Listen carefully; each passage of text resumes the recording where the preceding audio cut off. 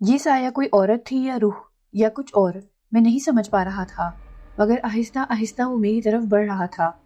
خوف کے عالم میں سیڑھیوں کی طرف بھاگا۔ مجھے میری ریڑھ کی ہڈی سن ہوتی محسوس ہوئی۔ دہشت کا وہ عالم تھا کہ بیان نہیں کر سکتا۔ میں محسوس کر سکتا تھا کہ وہ سایہ مسلسل میری طرف بڑھ رہا ہے۔ بدحواسی میں سیڑھیاں چڑھتا ہوا دروازے کی طرف بھاگا۔ میرے پاؤں سن پڑ رہے تھے، جسم اکڑ رہا تھا، مگر زندگی کس کو پیاری نہیں ہوتی؟ اسی زندگی کے لیے میں اوپر کی طرف بھاگ رہا تھا، اپنی جان کے لیے، اپنی سانسوں کے لیے۔ آخر کار میں اوپر پہنچا اور میں نے پلٹ کر دروازہ بند کرنا چاہا تو دھک سے رہ گیا۔ سایہ بس مجھ سے کچھ ہی دور تھا۔ دہشت اور خوف سے میری چیخ نکل گئی اور میں نے دروازہ جھٹ سے بند کر دیا۔ اگر مجھ سے ایک سیکنڈ کی بھی دیر ہوتی تو شاید میں اس اندھیری موت کو ہمیشہ ہمیشہ کے لیے گلے لگا چکا ہوتا، مگر میں نصیب والا تھا جو بچ گیا۔ دروازہ بند کر کے میں نے اسے جلدی سے لاک کیا، مگر اچانک کان پھاڑ دینے والی چیخیں پورے گھر میں گونجنے لگی۔ تڑپ کر اپنے کانوں پر ہاتھ نہ رکھتا تو یقیناً بہرا ہو جاتا۔ چیخیں کئی آسیب اور چڑیلوں کی تھیں جو مسلسل پورے گھر میں گونج رہی تھی۔ میں آنکھیں بھیج کر تڑپ اٹھا۔ یا خدا، یہ چیخیں میرا دل چیر رہی تھیں۔ وحشت سے میرا دل کپ کپانے لگا۔ مجھے لگا کہ شاید میں ہمیشہ ہمیشہ کے لیے بہرا ہو جاؤں گا۔ میں ان چیخوں کو برداشت نہیں کر پا رہا تھا۔ چیخیں اس قدر بے رحم تھیں کہ مجھے میرا سر پھٹتا ہوا محسوس ہوا۔ خاموش! میرے چلانے سے فائدہ یہ ہوا کہ چیخیں یکلخت ختم ہوئیں اور گہرا سناٹا چھا گیا۔ میرا دل نکل کر حلق میں آیا۔ ایک دم اس قدر خاموشی سے میرا دل بیٹھنے لگا۔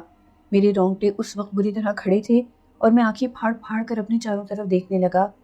خوف کے عالم میں کھسکتا ہوا دیوار سے جا لگا اور وہاں بیٹھ کر گھر کو تکنے لگا۔ میری آنکھوں کے سامنے اس وقت اوپر جاتی ہوئی سیڑھیاں تھیں اور بائیں طرف کچن اور اکمل کا کمرہ۔ گہرا سناٹا چھایا ہوا تھا۔ دھڑکتے دل کے ساتھ میں گھر کو تک رہا تھا۔ میں اپنا دل حلق میں محسوس کر سکتا تھا۔ اچانک کچن میں سے صبا چلتی ہوئی بڑے اطمینان سے لاؤنج میں آئی۔ میں دھک سے رہ گیا۔ صبا اس لمحے گھر کے کپڑوں میں تھی۔ اس کی سادگی ہی اس کی اصل خوبصورتی تھی۔ وہ اطمینان سے چلتی ہوئی آئی اور صوفے پر بیٹھ کر ٹیلی ویژن آن کیا۔ ٹی وی ایک سیکنڈ میں چل گیا اور میں حیران ہو کر اسے دیکھنے لگا۔ جو ٹی وی دوپہر سے خراب پڑا تھا اب بالکل ٹھیک چل رہا تھا۔ ٹی وی پر خبریں آ رہی تھیں اور جو تاریخ نیوز کاسٹر نے بتائی وہ 3 سال پہلے کی تاریخ تھی۔ میں حیرت زدہ رہ گیا۔ میری آنکھوں کے سامنے میرا ماضی چل پڑا تھا۔ جلد ہی میں نے اپنے وجود کو سیڑھیوں پر سے اترتے ہوئے دیکھا۔ میں نے دیکھا کہ میں اس وقت انتہائی خوبصورت لباس میں ملبوس ہوں۔ شاید مجھے کسی دعوت میں جانا تھا۔ میں دیوار سے ٹیک لگا کر یہ ماجرا تکنے لگا۔ ایسا لگا جیسے میں اپنی زندگی پر بنی کوئی فلم دیکھ رہا ہوں۔ میں چلتا ہوا سیڑھیوں سے نیچے آیا تو صبا نے تجسس سے پوچھا، کہیں جا رہے ہیں آپ؟ ہاں، میں ذرا دفتر کی پارٹی میں جا رہا ہوں، مجھے دیر ہو جائے گی، تم کھانا کھا کر سو جانا۔ میرے وجود نے جواب دیا، مگر میں نے تو آج آپ کا پسندیدہ پلاؤ بنایا ہے، صبا نے پریشان ہو کر کہا۔ جانتا ہوں بیبی، لیکن تمہیں پتہ ہی ہے دفتر کے معاملات بہت سے بنا کے رکھنی پڑتی ہے۔ میرے وجود نے اسے دیکھ کر جواب دیا۔ روہیل؟ صبا نے میرا نام بہت پیار سے لیا اور وہ صوفے سے اٹھ کر میرے وجود کی طرف بڑھی۔ اس نے پیار سے میرے وجود کے شانوں پر ہاتھ رکھا۔ دیکھیے، میری بات کو سمجھنے کی کوشش کیجیے۔ مجھے، اکمل کو، اس گھر کو آپ کی بہت ضرورت ہے۔ آپ پلیز میرا ساتھ دیں۔ آپ تو دعوت میں جا رہے ہیں مگر گھر میں راشن نہیں ہے۔ اگر میں آج اپنی سہیلی سے ادھار نہ مانگ کر لاتی تو آج رات کا کھانا بھی نہیں بن سکتا تھا، اور آج آپ اس کھانے کو چھوڑ کر جا رہے ہیں۔ پلیز ایسا مت کیجیے، آج رک جائیے۔ صبا نے پیار سے التجا کی۔ صبا، میں نے پیار سے اس کا نام لیا اور کہا، تمہیں ایسا لگتا ہے کہ مجھے اس چیز کا اندازہ نہیں ہے؟ تم لوگوں کی خاطر ہی میں دفتر کی پارٹی میں جا رہا ہوں تاکہ مجھے ترقی مل سکے۔ میں 24 گھنٹے کام اسی لیے کر رہا ہوں تاکہ تم لوگوں کے لیے کچھ کر سکوں۔ میرا وجود پیار سے کہتا گیا۔ روہیل، میں کیسے سمجھاؤں آپ کو؟ صبا نے نظریں جھکا کر یہ جملے کہے۔ کیا بات ہے، تم کچھ پریشان لگ رہی ہو؟ میرے وجود نے اسے دیکھ کر پوچھا۔ روہیل، صبا نے ٹھہرے ہوئے لہجے میں یہ جملے کہے، پھر پلٹ کر کہنے لگی، پتہ نہیں کہ میں صحیح ہوں یا غلط، مگر ایک انجانا سا خوف میرا پیچھا کر رہا ہے۔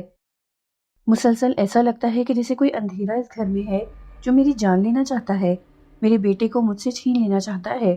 میں نہیں جانتی کہ میرے ساتھ ایسا کیوں ہو رہا ہے، مگر یہ خوف مجھے اندر ہی اندر کھا رہا ہے۔ صبا کی بات سن کر میں اس کا چہرہ تکنے لگا۔ ایک عجیب سا اندھیرا جیسے اس گھر پر چاہ رہا ہے۔ یہ اندھیرا مجھے دیکھتا رہتا ہے، مجھ سے کچھ کہتا رہتا ہے۔ اس کے الفاظ بہت ٹھیک ہیں، پر مجھے اس اندھیرے کی زبان سمجھ میں نہیں آتی۔ بس اگر کچھ محسوس ہوتا ہے تو ایک انجانا سا خوف، ایک بیگانی دہشت جو میرے خون کو جمائے رکھتی ہے۔ یہ کہہ کر صبا نے میری طرف دیکھا اور میرے قریب آ کر اس کے لب ہلے۔ رک جائیے پلیز، مت جائیے، مجھے یہ خوف کھا جائے گا۔ اس کی بات سن کر میرا وجود مسکرایا۔ ایسی باتیں سوچو کہ تو دل ہی گھبرائے گا نا۔ جان میری، ریلیکس رہو، کوئی اندھیرا، کوئی خوف ہمارا پیچھا نہیں کر رہا۔ جب تک میں ہوں تمہیں اور اکمل کو کچھ نہیں ہو سکتا، یہ میرا وعدہ ہے۔ میرے وجود کے الفاظ سن کر صبا کو کچھ اطمینان ہوا۔ بھروسہ ہے نا مجھ پر؟ میرے وجود نے اسے دیکھ کر پوچھا۔ بالکل بھروسہ ہے، مجھے آج بھی وہ دن یاد ہے روہیل، جب آپ میرے لیے پاگلوں کی طرح کالج کے باہر انتظار کیا کرتے تھے، مجھ سے پیار کرتے تھے، جینے مرنے کی قسمیں کھاتے تھے۔ دیکھتے ہی دیکھتے میں آپ سے زیادہ آپ کو چاہنے لگی، آپ سے شادی کی، آپ کو اپنایا، ہماری محبت نے اکمل کو جنم دیا۔ بس ڈر لگتا ہے کہ یہ سب کچھ کھو نہ جائے۔ یہ کہہ کر صبا رونے لگی اور میرا وجود اس کا چہرہ تکنے لگا۔ دوسری طرف دیوار سے ٹیک لگائے میں بھی صبا کے آنسو کو دیکھنے لگا۔ ایسا کچھ نہیں ہوگا، بھروسہ رکھو مجھ پر، اوکے؟ میرے وجود نے اسے دیکھ کر یہ جملے کہے اور صبا خاموش ہو گئی۔ چلو میں چلتا ہوں، جلدی آنے کی کوشش کروں گا، تم دروازہ بند کر لینا۔ میرے وجود نے جواب دیا اور نکلتا چلا گیا۔ صبا بے جان جسم کی طرح وہاں ہی کھڑی رہی۔ میرے وجود نے مرکزی دروازہ کھولا اور نکلتا چلا گیا۔ میں خاموشی سے یہ منظر تکتا رہا۔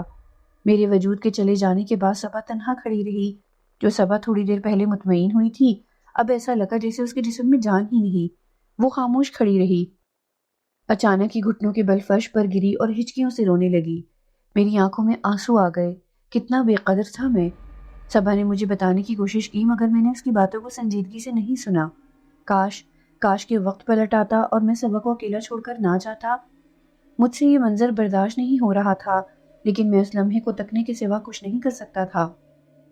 صبا زاروں قطار اپنے گھٹنوں پر بیٹھی رو رہی تھی۔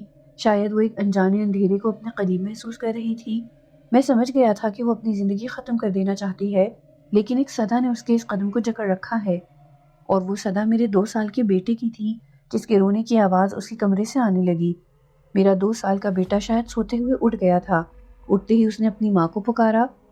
صبا نے اپنے آنسو پونچھے اور روتے ہوئے کہنے لگی، آ رہی ہوں میرا بچہ۔ یہ کہہ کر وہ اکمل کے کمرے کی طرف بڑھی۔ نہایت ہی اطمینان سے اس نے اکمل کے کمرے کا دروازہ کھولا اور اندر جا کر دروازہ بند کر لیا۔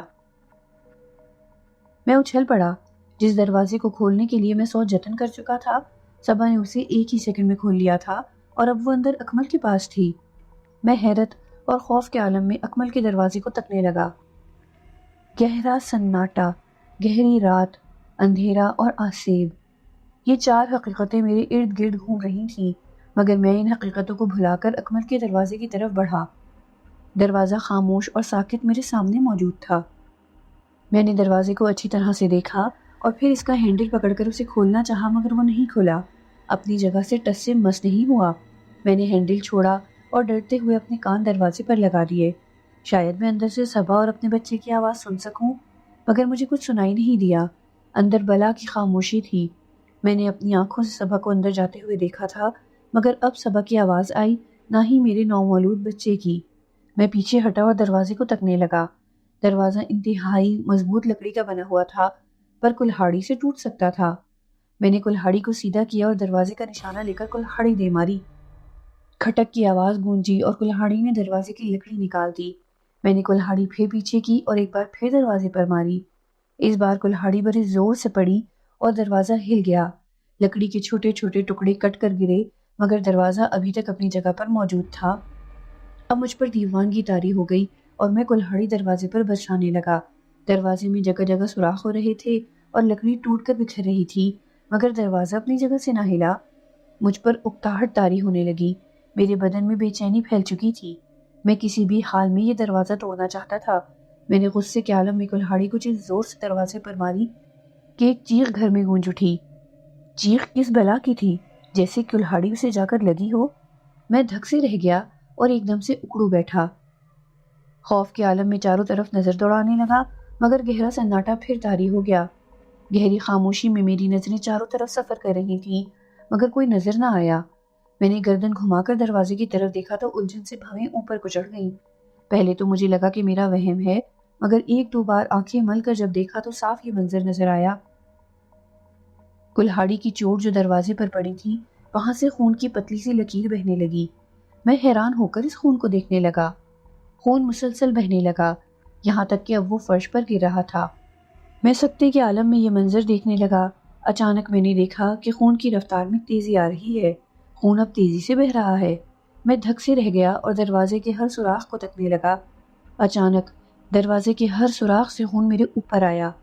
میں چلا اٹھا، بری طرح خون میں نہا گیا۔ خون اس تیزی سے بہہ رہا تھا کہ جیسے یہ خون کا سیلاب ہو۔ میرے منہ پر، میرے بدن پر خون اس تیزی سے آ رہا تھا کہ میں کچھ دیکھنے کے قابل نہ رہا۔ اچانک چھت پر سے مجھ پر خون کی بارش ہونے لگی۔ دیکھتے ہی دیکھتے پورا گھر خون کا سمندر بن گیا۔ میں اس خون میں ڈوبنے لگا۔ خون اس قدر تیزی سے گھر میں بھرنے لگا کہ جلد ہی وہ میرے سینے تک آ پہنچا۔ میں جان گیا کہ جلد ہی میں اس خون کی ندی میں ڈوب کر مر جاؤں گا۔ میں پھنس چکا تھا، بری طرح پھنس چکا تھا۔ گھبراہٹ کے عالم میں ادھر ادھر ہاتھ چلانے لگا۔ میری کچھ سمجھ میں نہیں آ رہا تھا کہ میں کیا کروں۔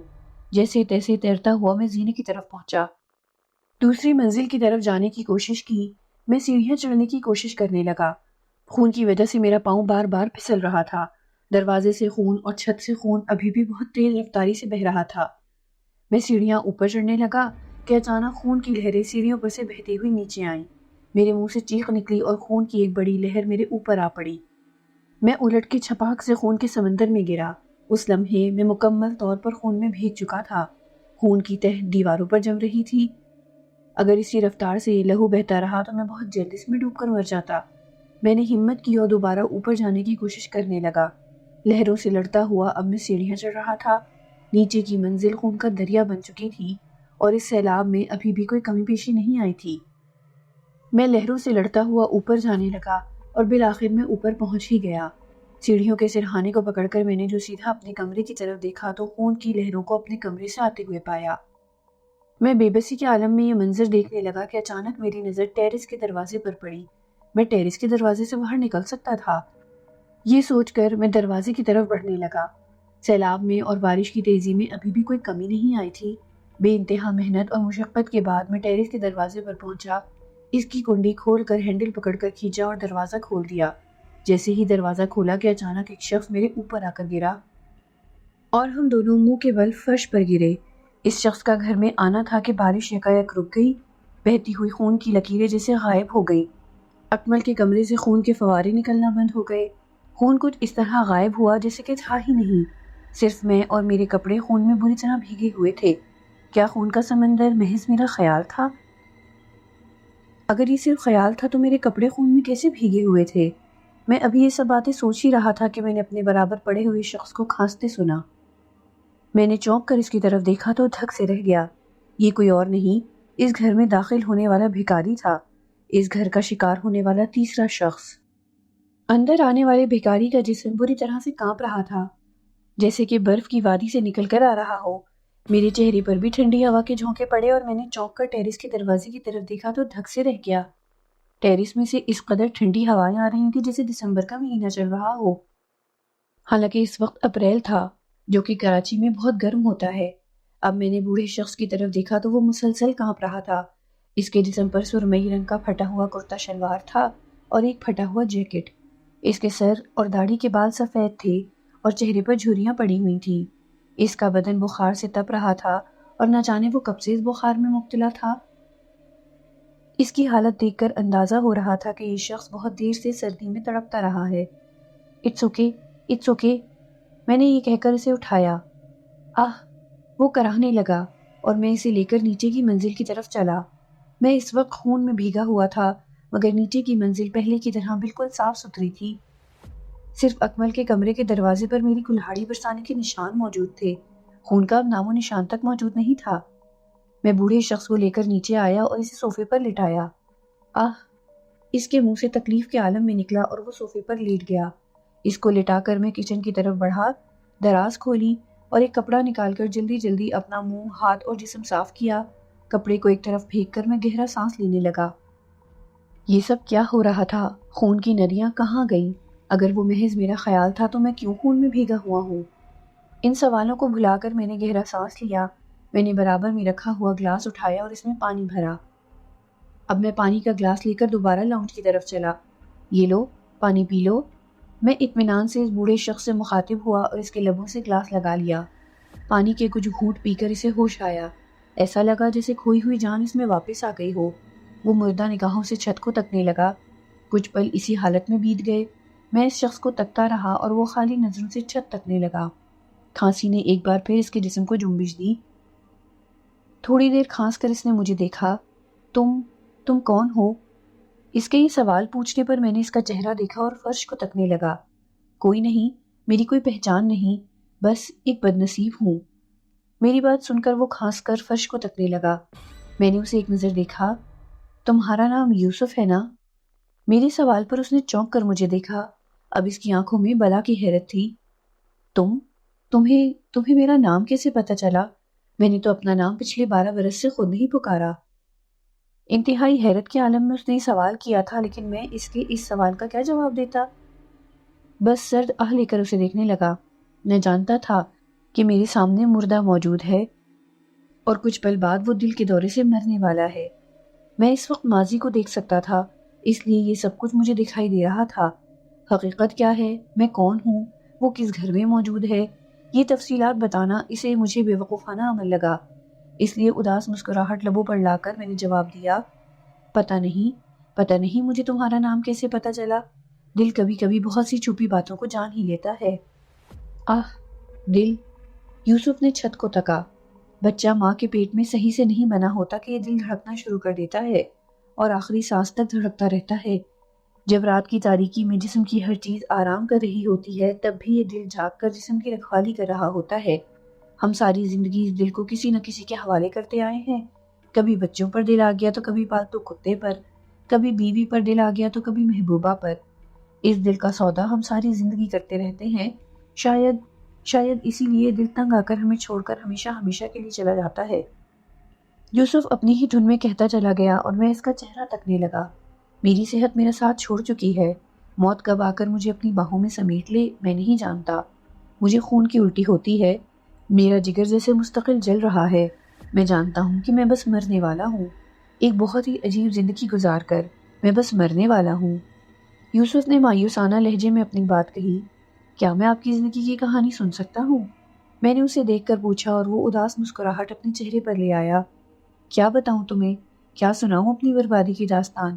میں کوئی اچھا انسان تو ہوں نہیں جس کو زندگی کو سن کر لوگوں کو کچھ سبق حاصل کریں، لیکن اس وقت ہم دونوں ساتھ ہیں، شاید ہم دونوں ایک دوسرے سے اپنا غم کہہ کر اس زندگی سے کچھ حاصل کر سکیں۔ میں نے دھیرے سے یہ جملے کہے اور وہ اداس مسکراہٹ چہرے پر لا کر کہنے لگا، صحیح کہا تم نے، پچھلے کئی سالوں سے میں نے بھی کسی سے بات نہیں کی۔ تم پہلے شخص ہو جو مجھ سے گفتگو کرنا چاہتے ہو، تو یوں ہی صحیح۔ میری کہانی کچھ نہیں، بس ایک بربادی کی داستان ہے۔ اگر ہمیشہ سے برباد ہوتا تو اس قدر غم نہ ہوتا، مگر آہستہ آہستہ بربادی کو گلے لگانا بڑا تکلیف دہ عمل ہے۔ مجھے آج بھی یاد ہے، میں ملتان میں پیدا ہوا تھا اور کم عمری ہی میں کراچی آ گیا تھا۔ گھر میں پیسہ نام کی چیز نہیں تھی، اس لیے مجھے کم عمری ہی سے کاروبار کرنا پڑا۔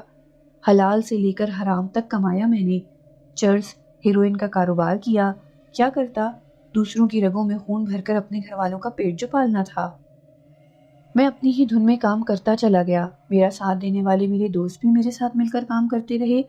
میری محبوبہ نازیہ بھی میرے ساتھ ہی کام کرتی رہی۔ دیکھتے ہی دیکھتے میں نے کافی پیسہ بنا لیا۔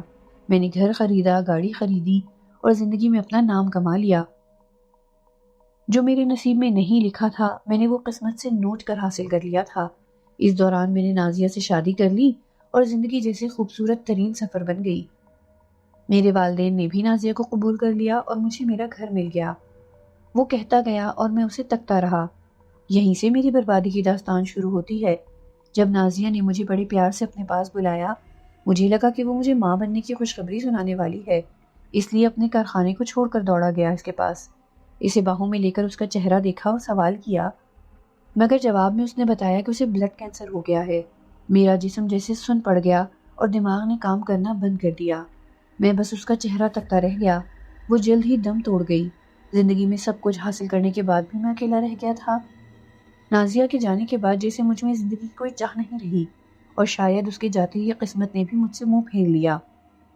پولیس نے چھاپا مارا اور میں اپنے دوستوں کے ساتھ اپنے ساتھیوں کے ساتھ مال سمیت پکڑا گیا۔ مجھے 8 سال کی قید بامشقت سزا ہوئی اور میری زندگی اندھیروں میں کٹنے لگی۔ 2 سال ہی گزرے ہوں گے کہ میں جیل سے فرار ہوا اور سیدھا ملتان پہنچا، اپنے والدین کے پاس۔ میرے والد صاحب نے مجھے اپنے گھر میں پناہ کی اجازت دی، مگر میری ماں اصول پسند عورت تھی۔ نہ جانے کب اس نے پیچھے سے پولیس کو فون کر دیا اور کب پولیس نے آ کر مجھے پکڑا، مجھے اس بات کا علم ہی نہ ہو سکا۔ اوہ، میرے منہ سے نکلا۔ مجھے مارا گیا، پیٹا گیا، میرے جسم سے کھال تک نوچ ڈالی گئی اور میں جیل میں اپنی سزا پوری کرنے لگا۔ 8 سال کا لمبا عرصہ گزار کر جب میں واپس باہر آیا تو پتہ لگا کہ میرے والدین کا انتقال ہو چکا ہے اور میرا اپنا کوئی نہیں رہا۔ اب ایک بار پھر میری زندگی میں اندھیرا تھا اور میں اندھیروں میں بھٹک رہا تھا۔ میں لاہور چلا گیا اور وہاں محنت مزدوری کرنے لگا۔ یہاں تک کہہ کر یوسف خاموش ہوا اور کہنے لگا، 4 سال میں نے ایسے ہی گزار دیے اور میں بڑھاپے کی طرف بڑھنے لگا، مگر ایک دن مجھے میرے وہی ساتھی ٹکرائے جو میرے ساتھ دھندے میں ساتھی تھے۔ ایک بار پھر ہمارا گروپ بنا اور ہم نے چرس کا کاروبار شروع کیا۔ دیکھتے ہی دیکھتے ہم پھر سے اوپر جانے لگے۔ پیسہ، دولت، گھر، عزت، گاڑی، سب کچھ پھر سے ملنے لگا۔ اس بار مجھے شبانہ ملی۔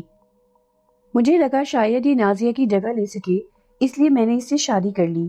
مجھے ایک نئی زندگی کی یہ شروعات بہت اچھی لگی اور خواہش تھی کہ پھر سے میں ویسے ہی خوش ہو سکوں جیسے نازیہ کے ساتھ تھا، مگر میری زندگی میں شبانہ نے زہر گھولنا شروع کیا۔ بات بات پر لڑنا، جھگڑنا، پاگلوں کی طرح گھر کی چیزوں کو توڑنا، 1-2 بار مجھے قتل کرنے کی کوشش کرنا۔ وجہ اس کا پاگل پن تھا جو بے انتہا نشہ کرنے سے اس پر طاری رہنے لگا تھا۔ کچھ عرصے بعد میری بیٹی نے جنم لیا، مگر مجھے کبھی اپنی بیٹی کا پیار نہ مل سکا۔ کیوں؟ میں نے حیران ہو کر پوچھا۔ کیوں؟ یہی سوال میں نے شبانہ سے کیا کہ کیوں؟ آخر کیوں میری بیٹی میرے پاس نہیں آ سکتی؟ آخر کیوں؟ تو کہنے لگی کہ میں اپنی بیٹی پر کسی بدذات کا سایہ پڑتے ہوئے نہیں دیکھ سکتی۔ میں ایک ایسے شخص کی باہوں میں اپنی بیٹی نہیں دے سکتی جس نے حرام کمانے کے سوا کچھ نہ کیا ہو۔ کاش کوئی اس بے عقل عورت کو سمجھا پاتا کہ جس مرد کو تم حرام کا تانا دے رہی ہو، وہی مرد تمہیں طوائفوں کی نگری سے نکال کر لایا تھا۔ خیر، جلد ہی شبانہ میری بیٹی کو مجھ سے چھین کر مجھ سے الگ ہو گئی اور میں اپنے ہی گھر میں اکیلا تڑپتا رہ گیا۔ زندگی نے ویسے ہی کچھ نہیں چھوڑا تھا کہ جلد ہی ایک اور قیامت ٹوٹی۔ ایک بار پھر پولیس کا چھاپا اور مجھے 16 سال کی جیل۔ وجہ میرے ساتھیوں کی غداری تھی۔ شروع میں میری بیٹی مجھ سے ملنے کے لیے آتی رہی، مگر جلد ہی وہ بھی چھٹ گیا۔ اب 16 برس بعد میں جیل سے رہا ہو کر یہاں کراچی چلا آیا، جہاں میں اور نازیہ ہنسی خوشی رہا کرتے تھے، مگر اس کے جانے کے بعد سے زندگی میں جیسے سب کچھ ختم ہو کر رہ گیا۔ اب بس میں تنہائی کا شکار ہوں، صرف تنہائی کا۔ یہاں تک کہہ کر یوسف رونے لگا اور میرا دل بھر آیا۔ اس کی کہانی واقعی بہت دردناک تھی۔ یوسف نے اپنے آنسو صاف کیے اور کہنے لگا، میں مانتا ہوں میں نے زندگی میں بہت غلط کام کیے ہیں۔ میں جانتا ہوں کہ میرے گناہوں کی سزا بہت بڑی ہونی چاہیے، مگر میں گناہ پر مجبور اپنوں کے الگ ہونے پر ہوا۔ صرف اتنا قصور تھا میرا کہ میں اپنوں کے بارے میں سوچتا تھا اور اپنے مجھ سے دور ہوتے چلے گئے۔ بس یہی قصور تھا میرا، بس یہی۔ یہ کہہ کر یوسف زار و قطار رونے لگا اور میں اٹھ کر اس کے پاس آ گیا، اس کے شانوں پر ہاتھ رکھ کر گہرا سانس لیا۔ میں مانتا ہوں کہ تم سے گناہ ہوا ہے، تم ایک انسان ہو، تم سے بھی خطا ہو سکتی ہے، اور جتنی خطائیں تم نے کی اس کا ازالہ تم بھگت چکے ہو۔ اب تم ایک باعزت بری انسان ہو، دنیا کی کوئی طاقت تمہیں دوبارہ جیل میں نہیں ڈال سکتی، تم رہا ہو چکے ہو، تم آزاد ہو۔ ہاں، شاید میں آزاد ہوں۔ اگر مجھے میری بیٹی کی یادیں، میرے والدین کی یادیں، میری نازیہ کی یادیں واپس نہ بلائیں تو شاید میں آزاد ہوں، شاید میں آزاد ہوں۔ یوسف نے حسرت کے عالم میں یہ جملے کہے اور میری آنکھیں جھلملا آ گئی۔ میں جینا چاہتا ہوں بیٹے، میں جینا چاہتا ہوں کہ جتنی عمر بھی میری بچی ہے وہ نماز اور روزے میں گزار دوں، ورنہ کس منہ سے اپنے رب کے سامنے جاؤں گا، کس منہ سے؟ اور آپ اپنے رب کے سامنے ضرور جائیں۔ دنیا نے اور آپ کے اپنوں نے آپ کا ساتھ چھوڑا ہے، مگر میں آپ کا ساتھ نہیں چھوڑوں گا، میں نے جذباتی ہو کر کہا، اور یوسف آنسو بھری نگاہوں سے مجھے تکنے لگا۔ تم کہاں تھے بیٹے، تم کہاں تھے؟ یوسف نے مجھے دیکھ کر پوچھا اور میں اسے دیکھنے لگا۔ میں پچھلے 24 گھنٹے سے اس گھر میں موجود ہوں، میں نے اس پورے دن میں تمہیں تو کہیں بھی نہیں دیکھا۔ یوسف کا یہ کہنا تھا کہ میں دھک سے رہ گیا۔ یہ شخص مشکل سے 10 منٹ سے اس گھر میں موجود تھا، مگر اسے پورا ایک دن گزر چکا تھا، اس لیے کہ میرے سامنے اس شخص کی روح موجود تھی۔ یوسف تو کب کا مر چکا تھا۔ اس گھر میں جو بھی داخل ہوتا ہے اس کے ٹھیک 24 گھنٹے بعد اس کی موت ہو جاتی ہے اور یوسف کا وقت بھی آنے والا تھا۔ اسے 24 گھنٹے ہو چکے تھے اور اب وہ کچھ ہی پلوں کا مہمان تھا۔ میں اس خوفناک حقیقت کو سمجھ رہا تھا کہ میرے سامنے موجود شخص مردہ ہے، مگر پھر بھی میرے دل نے اسے بچانے کی ٹھانی۔ شاید میں کسی کو زندگی دے پاتا۔ یہ سوچ کر میرا چہرہ فق پڑ گیا اور میں اکمل کے کمرے کی طرف دیکھنے لگا۔ کیا بات ہے؟ یوسف نے حیران ہو کر پوچھا، مگر میں اپنے بیٹے کے کمرہ تکتا رہا۔ کیا ہوا؟ کیا بات ہے؟ آپ کو چلنا ہوگا فوراً، میں اٹک کر بولا۔ کہاں؟ یوسف نے حیران ہو کر پوچھا۔ اس لاؤنج سے دور، آئیے میرے ساتھ۔ جلدی سے اسے سمجھا کر میں نے اسے سہارا دے کر اٹھایا۔ بوڑھا شخص کانپتے ہوئے جسم کے ساتھ اٹھ کھڑا ہوا اور میں اسے تھام کر اوپر لے جانے لگا۔ سنبھل کے، میں اسے سیڑھیاں چڑھا رہا تھا کہ تبھی اسے الٹی ہوئی۔ سنبھل کے، سنبھل کے، میں نے پیار سے کہا، اسے تھاما۔ اسے خون کی الٹی ہوئی تھی اور وہ بے حد بیمار تھا۔ مجھے بوڑھے شخص پر ترس آنے لگا۔ شانوں سے تھام کر میں اسے اوپر کی منزل پر لے کر گیا اور اپنے کمرے کی طرف لے کر چلا۔ کمرے کا دروازہ کھولا تو یہ دیکھ کر دھک سے رہ گیا کہ کمرے میں اب صبا کی نہ تو لاش موجود تھی اور نہ ہی دیواروں پر خون، مگر انگریزی حروف کے وہی چند الفاظ اب ہر دیوار پر لکھے ہیں۔ کمرے میں ایسی کوئی جگہ نہ تھی جہاں یہ الفاظ نہ لکھے ہوں۔ میں نے یوسف کو بستر پر لٹایا اور اس کے ماتھے پر ہاتھ رکھا۔ بخار سے اس کا بدن تپ رہا تھا۔ ٹھہریے، میں آپ کے لیے گیلی پٹی لاتا ہوں۔ میں نے فکر مند ہو کر یہ جملے کہے اور پلٹا تو جیسے میرے جسم کا سارا خون خشک ہو گیا۔ میری آنکھیں پتھرا گئیں اور ایک ایک رونگٹا کھڑا ہو گیا۔ اوپر والی منزل کے برآمدے میں وہی سایہ موجود تھا جسے میں تہخانے میں بند کرایا تھا۔ میں سکتے کے عالم میں کھڑا اس سائے کو تک رہا تھا۔ یوسف اس کی موجودگی سے بے خبر بستر پر پڑا تھا۔ سایہ اس لمحے کچھ نہیں کر رہا تھا، بس وہیں ساکت اپنی جگہ پر موجود تھا۔ میں اس لمحے اس قدر ڈر گیا کہ مجھ سے دروازہ تک بند نہ ہو سکا۔ سائے کے دونوں ہاتھ بلند ہوئے اور اس نے یوسف کی طرف اشارہ کیا۔ یوسف بستر پر آنکھیں بند کیے ہوئے پڑا تھا کہ اچانک اس کا جسم کھسک کر دروازے کی طرف ہونے لگا۔ یوسف چونک اٹھا۔ کون؟ میری آنکھیں حیرت سے پھیل گئیں۔ سایہ یوسف کو اپنی طرف کھینچ رہا تھا اور یوسف دروازے کی طرف ہوئے چلا جا رہا تھا۔ یوسف کے منہ سے بھیانک چیخیں نکلیں اور وہ اپنے ہاتھوں سے بستر کو پکڑنے لگا۔ نہیں، وہ دھاڑا اور مجھے جیسے ہوش آیا۔ میں نے تڑپ کر یوسف کے ہاتھوں کو تھام لیا۔ بچاؤ مجھے، یوسف روتے ہوئے چلایا۔ میرے ہاتھوں کو تھامیے۔ میں نے اسے پکڑتے ہوئے بمشکل یہ جملے کہے، مگر یوسف میرے ہاتھوں سے پھسل رہا تھا۔ کوئی چیز اسے بری طرح کھینچ رہی تھی۔ بظاہر میں اسے نہیں دیکھ پا رہا تھا، مگر یوسف مستقل کھینچا چلا جا رہا تھا۔ سایہ اس لمحے بدستور اپنی جگہ پر موجود رہا تھا۔ میں آنکھیں بھیج کر کس کے یوسف کو کھینچنے لگا، مگر یوسف میرے ہاتھوں سے نکلا چلا جا رہا تھا۔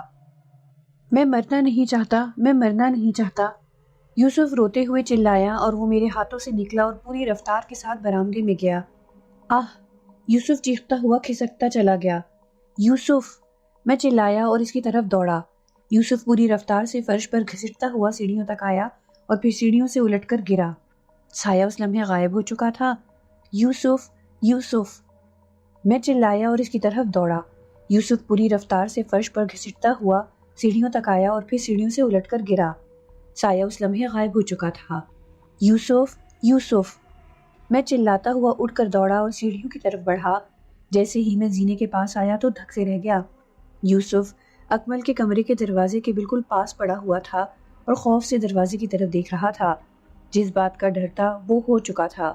یوسف اپنے انجام تک پہنچ ہی چکا تھا۔ دنیا کی کوئی طاقت اسے نہیں روک سکی تھی۔ یوسف آنکھیں پھاڑ کر دروازے کو دیکھتا رہا۔ کانپتا ہوا جسم اس لمحے بالکل خاموش ہو گیا تھا اور وہ خوف کے عالم میں دروازے کی طرف دیکھ رہا تھا۔ یوسف! میں نے اسے آواز دی اور اس کی طرف دوڑا، مگر وہ مجھ سے بے خبر دروازوں کو تکے جا رہا تھا۔ جلد ہی میں سیڑھیاں اتر کر اس کی طرف بڑھا اور اسے تھاما۔ یوسف میری باہوں میں گرا اور سکتے کے عالم میں دروازے کی طرف دیکھتا رہا۔ اسے سانس لینے میں دشواری ہو رہی تھی۔ میں جانتا تھا کہ اس کا دل بند ہو رہا ہے۔ یوسف! یوسف پلیز! میں نے روتے ہوئے کہا، مگر وہ دم توڑتا رہا۔ یوسف پلیز مت جاؤ، مجھے تمہاری ضرورت ہے۔ میں نے روتے ہوئے التجا کی، مگر وہ دم توڑ گیا۔ اس کا دل بند ہو چکا تھا اور ہمیشہ ہمیشہ کے لیے اس کی کہانی دم توڑ چکی تھی۔ میں یوسف کی لاش کو سکتے کے عالم میں تکنے لگا۔ اس کی موت کو میں برداشت نہیں کر پا رہا تھا اور میرا دل خون کے آنسو رونے کے لیے چاہا۔ میں زاروں قطار رونے لگا اور اسے اپنے سینے سے لگا لیا۔ یوسف! یوسف! میں اسے لپٹائے ہوئے روتا رہا کہ اچانک اس کا جسم جیسے پھٹ گیا اور وہ ریت میں تبدیل ہو گیا۔ میرے چاروں طرف مٹی ہی مٹی پھیل گئی۔ میں حیران ہو کر مٹی کے اس پتلے کو دیکھنے لگا۔ یوسف میری باہوں میں ایک دم سے بکھر گیا تھا اور اب میرے ہاتھ میں صرف خاک تھی، صرف خاک۔ یا اللہ، یا اللہ! میں ہچکیوں سے رونے لگا اور اپنے نصیب کو کوسنے لگا۔ یا خدا، میں یہ کس عذاب میں پھنس گیا تھا؟ میں یقیناً جہنم میں تھا۔ یہی وہ لمحہ تھا جب ایک ایک کر کے گھر کے بلب اڑنے لگے۔ جلد ہی پورا گھر اندھیرے میں ڈوب گیا۔ میں نے نظر اٹھا کر دیکھا تو اندھیرے کے سوا کچھ نظر نہ آیا۔ گھر کی بجلی جا چکی تھی اور اب میں اندھیرے میں تنہا بیٹھا تھا۔ مجھے اندھیرے سے خوف آنے لگا۔ نہ جانے اور کتنے ستم مجھ پر باقی تھے، کیونکہ میری گھڑی مجھے بتا رہی تھی کہ میرے 24 گھنٹے پورے ہونے میں اب صرف 3 گھنٹے باقی رہ گئے ہیں۔ صبح کے 5 بج چکے تھے۔ شہر بھر میں فجر کی اذانیں گونج رہی تھیں۔ کئی لوگ اپنے اپنے گھروں سے نکل کر مسجد کی طرف بڑھ رہے ہوں گے اور اس کی رحمت اور کرم کا شکر ادا کر رہے ہوں گے، مگر میں اس آسیبی اور اندھیرے گھر کے کونے میں بیٹھا ہوا اپنے وقت کے پورے ہونے کا انتظار کر رہا تھا۔ میری آنکھیں اس لمحے پتھرا گئی تھیں اور جسم ساکت ہو گیا تھا۔ بے جان ہاتھوں میں کلہاڑی لیے بیٹھا بس موت کا انتظار کر رہا تھا۔ میرے چہرے پر بلا کی مایوسی طاری تھی۔ یوسف کی موت نے مجھے توڑ دیا تھا اور میں ساکت بیٹھا ہوا اپنی موت کا انتظار کرنے کے سوا کچھ نہیں کر سکتا تھا۔